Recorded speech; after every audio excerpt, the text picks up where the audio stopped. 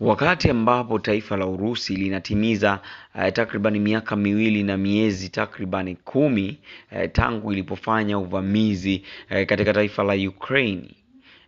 Urusi ya Vladimir Putin dhidi ya Ukraine ya Volodymyr Zelensky.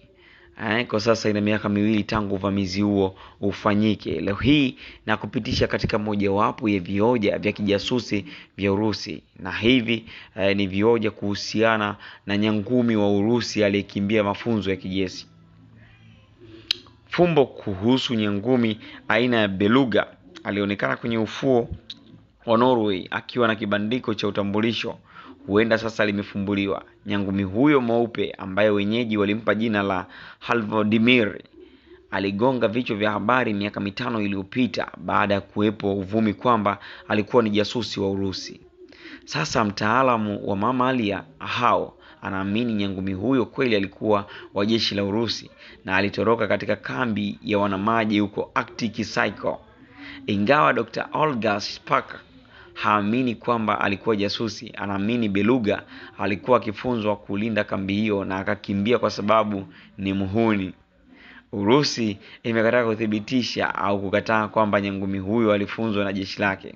Dr. Shpak alifanya kazi nchini Urusi akitafiti mamalia wa baharini kuanzia mwaka 1990 hadi aliporejea nchini kwao Ukraine mwaka 2022.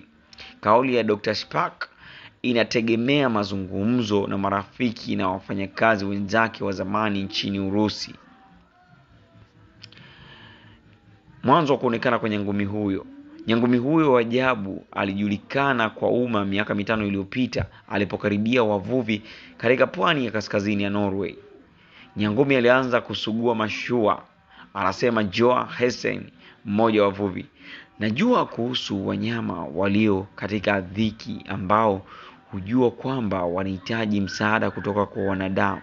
Nilijua nyangumi huyu ana akili.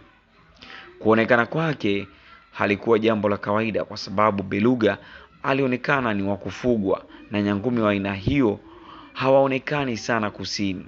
Pia alikuwa na kamba amevalishwa ambayo inaweza kutumika kufungia kamera, na kuna maneno kwenye kamba hiyo yenye kutafsirika kifaa cha St. Petersburg. Bwana Hessen alisaidia kuondoa kamba kutoka kwa nyangumi huyo ambaye baadaye aliogelea hadi kwenye bandari ya karibu ya Hammerfest ambako aliishi kwa miezi kadhaa. Alionekana kutokuweza kukamata samaki hai ili kula. Alivutia wageni kwa kugusa kamera zao. Ilikuwa dhahiri kwamba nyangumi huyo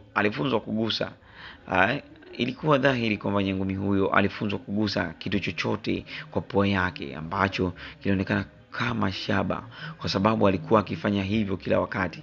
Anasema Evy Jordan, mtafiti kutoka Norway Oka Survey. Lakini hatujui alikuwa katika kituo cha aina gani cha mafunzo. Kwa hivyo hatujui alifunzwa kwa ajili ya jambo gani. Hadithi yake ilivutia na Norway ikafanya mipango ili beluga afuatiliwe na kulishwa. Alipewa jina la Haldmir Hival ikiwa na maana ya nyangumi kwa Kinorway, na Dimir ni jina la rais wa Urusi Vladimir Putin. Taarifa kutoka Urusi. Dr. Spark hakutaka kutaja vyanzo vyake nchini Urusi kwa usalama wao, lakini alisema aliambiwa kwamba beluga alipoonekana nchini Norway, Urusi ilitambua mara moja kuwa mmoja wa mamalia wao hayupo. Kupitia msururu wa madaktari wa mifugo na wakufunzi, taarifa ilitolewa kwamba beluga aliyeitwa Adruhla huko hayupo. Anasema kulingana na Dr. Spark, Adruhla au Hadvarmir alikamatwa kwa mara ya kwanza mwaka 2013 katika bahari ya Okosti mashariki ya mbali ya Urusi. Mwaka mmoja baadaye alihamishwa kutoka kituo cha Pombo huko St. Petersburg hadi kituo cha mafunzo ya kijeshi huko Arctic Urusi ambako wakufunzi wake waliendelea kuwasiliana naye. Naamini walipoanza kumpa mafunzo kwenye maji ya wazi wakimwamini mnyama huyo hatotoroka, lakini alitoroka. Anasema nilichosikia kutoka kwa watu katika kituo cha Pombo ambao walikuwa naye ni kwamba Adruha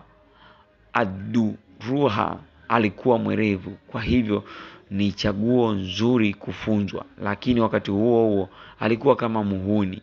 Kwa hivyo hawakushangaa kwamba alikataa kufuata boti na kutoweka. Eneo la mafunzo linaonekana katika picha mbalimbali. Picha satellite kutoka katika kituo cha kijeshi cha wanamaji wa Urusi huko Mamuska zinaonyesha nyumba ya zamani ya Admiral au Andrua, kizimba kinachoonekana waziwazi ndani ya maji na nyangumi weupe ndani. Thomas Nielsen kutoka gazeti la mtandaoni la Norway The Barents Sea Observer anasema mahali walipo nyangumi hao ni karibu sana na nyambizi na vyombo vilivyopo juu za bahari. Vinadhihirisha nyangumi hao ni sehemu ya ulinzi. Urusi kwa upande wake haijawahi kuzungumzia rasmi madai kwamba Hadvimir au Andruha alifunzwa na jeshi lake, lakini ina historia ndefu ya kutoa mafunzo kwa mamalia wa baharini kwa madhumuni ya kijeshi. Mwaka 2019 kanali wa akiba Urusi Viktor Baranets alisema, ikiwa tulikuwa tukimtumia mnyama huyu kwa upelelezi, unafikiri kweli tungeambatanisha nambari ya simu na ujumbe, tafadhali piga nambari hii? Kifo chake. Cha kusikitisha ni kwamba hadithi ya ajabu ya Andruha haina mwisho mwema. Baada ya kujifunza kujilisha, alitumia miaka kadhaa kusafiri kusini kando ya pwani ya Norway, na Mei 2023 alionekana kwenye pwani ya Sweden.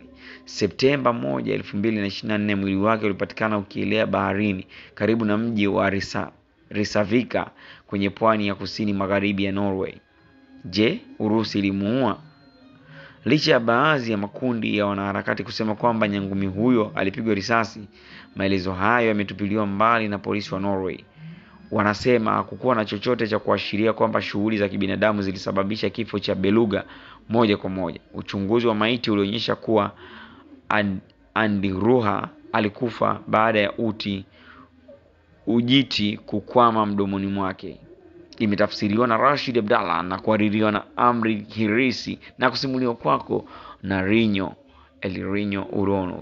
Subscribe katika YouTube channel yetu ya Rinyo Update TV kwa ajili ya makala mbalimbali za kusisimua, visa na mikasa.